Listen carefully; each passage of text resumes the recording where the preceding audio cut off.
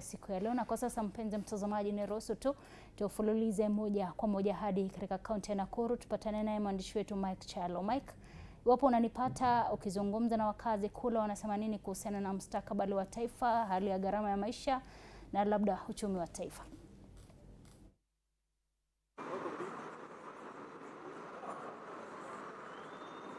Naam, asante sana Chichi. Hali yako jambo? Mimi niko salama pande hizi za Nakuru.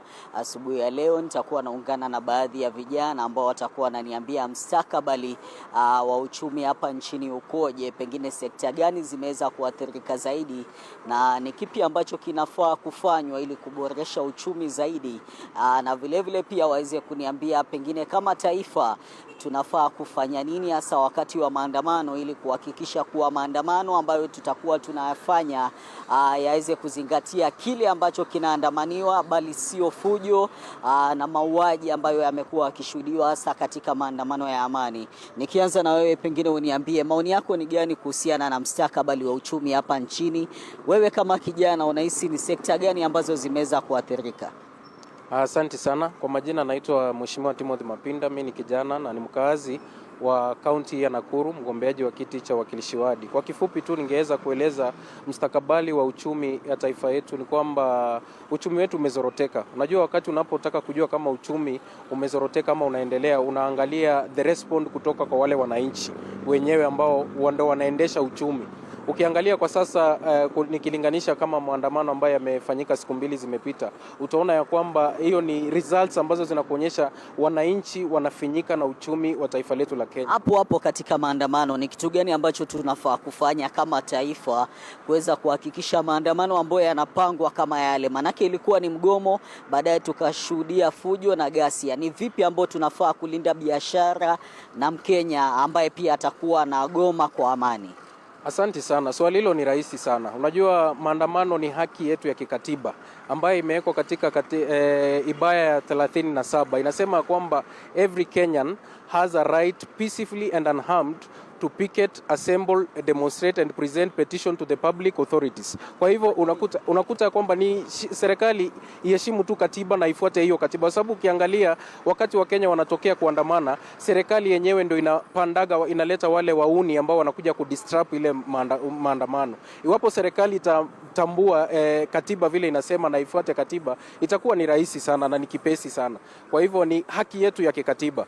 Kulingana na suluhisho ya uchumi ambayo tuko naye pia ni kwamba serikali wajue kazi ambayo wanafanya, waache kufanya siasa. Ukiangalia sasa hivi mawaziri ambao tuko nao ndio wanafanya siasa za vyama. Wakiwachana na mambo ya siasa itakuwa sawa. Pengine kwa maoni yako ni sekta gani ambazo unahisi kuwa zimeathirika sana kiuchumi na taifa linafaa lifanye nini ili kufufua uchumi hapa nchini Kenya? Kwa majina naitwa Kendi Shila. Kwanza niseme the economy is not economy.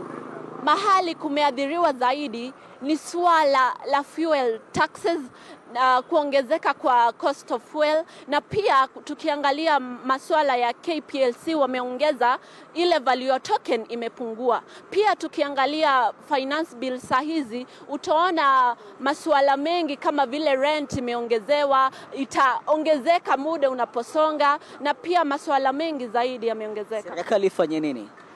Serikali ipunguze taxes kwa wananchi. Mimi nazungumza kama mwananchi, na serikali itasaidia ikipunguza taxes. Kama sivyo, wananchi watagoma, wataenda kuzungumza na kusema hawataki zile taxes ambazo zimewekwa na katika nchi yetu ya Kenya. Na serikali iweze kupunguza ushuru. Kwa maoni yako, kando na kupunguza ushuru, pia Wakenya wanafaa wahamasishwe kuhusiana na swala zima la finance bill. Wewe kama Mkenya, pengine maoni yako ni gani kuhusiana na hali ya uchumi hapa nchini Kenya? Thank you very much, members of the press. My name is Economist Sami Moraya. First of all, hili swala la economy yetu ni mbaya sana kwa sababu we are undergoing inflation, and if inflation is a microeconomic aspect. So the moment hii serikali inaongeza bei ya mafuta ambayo ina lead to mfumuko wa bei ya bidhaa zile zingine, hii serikali inakuwa ikitupeleka direction ambao si mzuri na wanatumaliza. Kwa mfano, wanakuja kutuambia during the previous regime bei ya mafuta ilikuwa ikipanda lakini hatukuwa tunalalamika kwa sababu bei ya unga iko chini. I want to tell these people in the government that the growth of economy, it's not measured by our ability to afford ugari.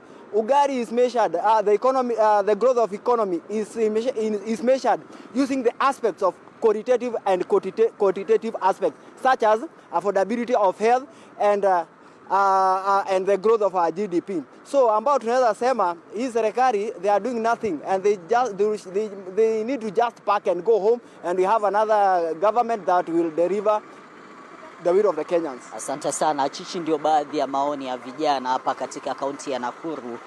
Swala zima ambalo pia wameweza kulianika zaidi ni ushuru mkubwa ambao unatozwa wa Kenya sawasawa na bei ya mafuta, wakisema kuwa ushuru uweze kupunguzwa na bei ya mafuta pia iweze kupunguzwa, manake hivyo viwili ndio ambavyo vinaathiri zaidi uchumi wa hapa nchini. Vile vile pia wakipendekeza suala la sheria kufuatwa katika kudhibiti maandamano. Chichi.